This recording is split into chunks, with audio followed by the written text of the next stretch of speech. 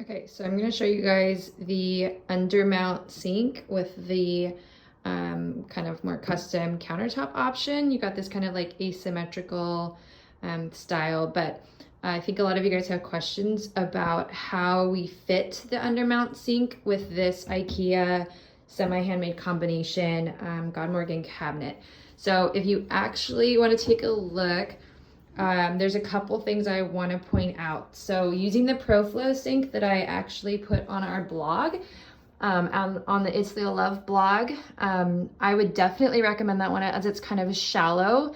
But interestingly enough, like as you may, for those of you who've done any sort of renovation yourself, these sinks, there's a lot of stuff that happens underneath. So what we did was we cut the drawer in the center here so that we could accommodate this kind of protrusion that comes out from the bottom of the sink.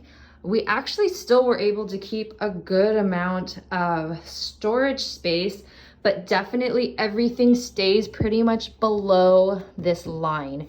There's a couple things that come a little bit above it, as you can see, but ultimately we're still able to use a lot of storage in here.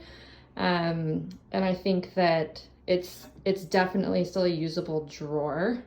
I would highly recommend making sure, I did actually think about closing this off, but there's just no way, because ultimately I hate that this is kind of this raw edge, but this was honestly the best solution. If you guys actually have any other solutions on how to make that look a little prettier, I would be more than happy to take those.